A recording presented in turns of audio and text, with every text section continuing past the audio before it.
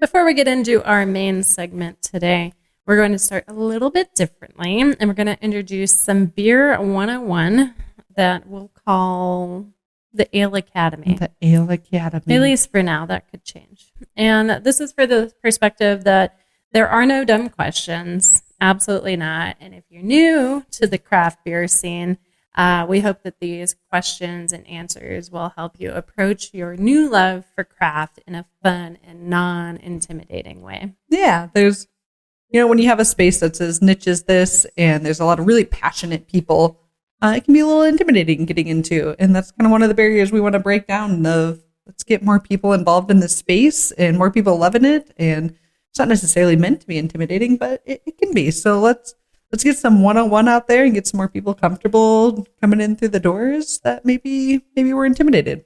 That's right. So we're going to start with the biggest basic. Yeah.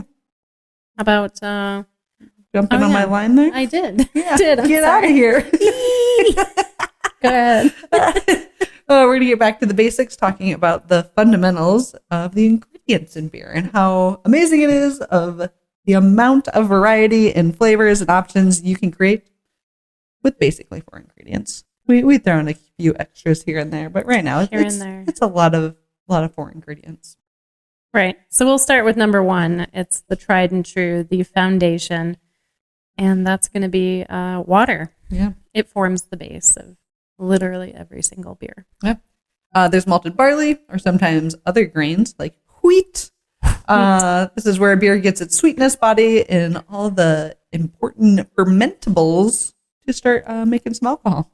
That's right. And then hops. Hops are next. They add that bitterness, balance out the malt sweetness, and also contribute to the aroma and flavor of the beer. So, and taste. And taste. And taste.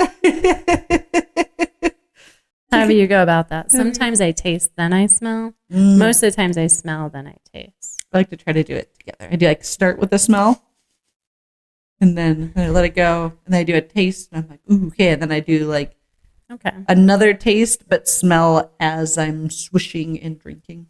Fair. Yeah, I like to that's usually my 3-step process for my That's brand really new beer. Yeah.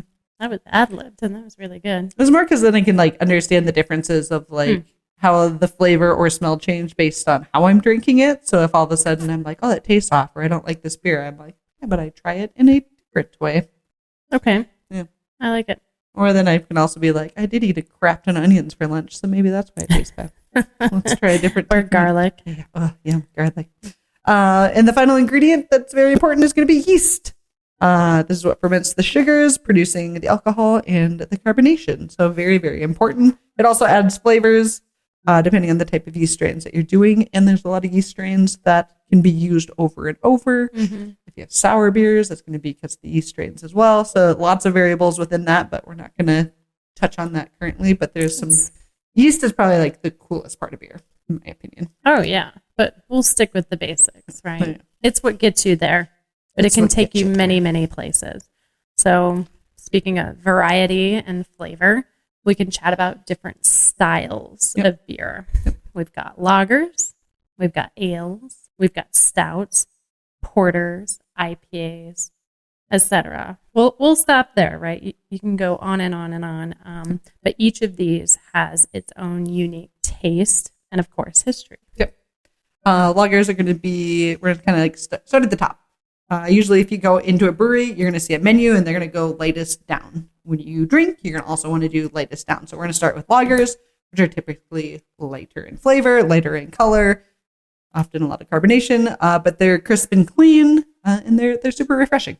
Absolutely. And then you have your ales, which can range from that lighter color, but they start to get a little bit darker and fruity and robust maybe.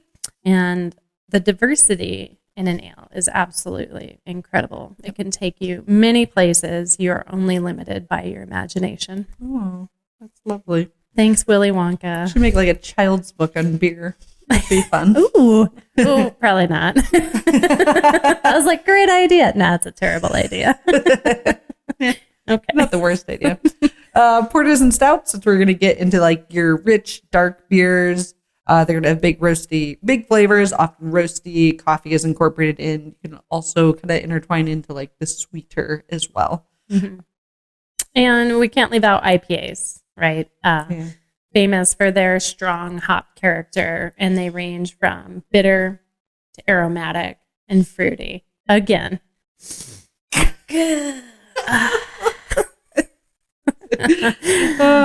Really, that's for our hop heads out there, right? If you like bitter, go for an IPA. IPAs are the way to go. Yeah. To just briefly touch on to get you a little bit more on this 101 lesson, we're going to talk about temperatures, mainly because we did talk about stouts and porters. Obviously, the temperature can change the whole beer experience. For your lighter beers, like your lagers, they're best served to be cold, around 35 to 40 degrees. Even like 40 degrees is pushing it. You don't want to go much more beyond that.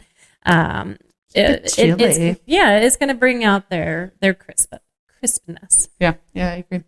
For ale, stouts, and porters, a little bit warmer in like the 45 to 50 is a little bit more ideal. It allows for the complex flavors to come out. Really challenge you if you do go out and you do get something darker, like we're doing right now is we're doing a porter. The difference in like make a note, like take a drink right when you get it, wait 5 minutes, take a drink, wait 5 more minutes, or just wait 10 minutes total.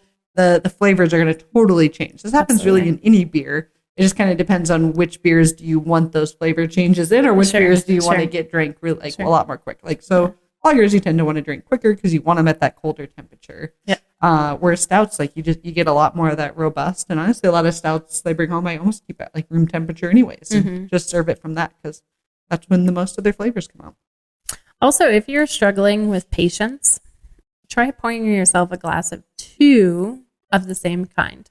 So if you really like to drink fast and you want to experience that cold crispness, cool. And then while you're doing that, the other one's warming up. Now you're really going to experience that other flavor profile. Fair. Yeah. But that's only if you're a bit of a lush. I mean, you could also just wait. But who wants to do that? No. Keep one off to the side. Patience is a virtue. You can do a couple. What does it taste like after 30 minutes? Really, it's just the point of have fun with it, right? Like experiment and have fun. And that's the goal of getting into the scene is, we've all started as the newbies and we've all kind of gone through the trial and errors, but they're fun. That's the exciting part is trying different things and seeing how they change. So. And ask questions, right? Talk about it and ask questions. Most people, if you're willing to talk about the beer, they're going to talk about it with you as well. Yeah, they like talking about beer. People like talking about beer that are in the beer space. Craft beer people like talking about beer. True. Here we are.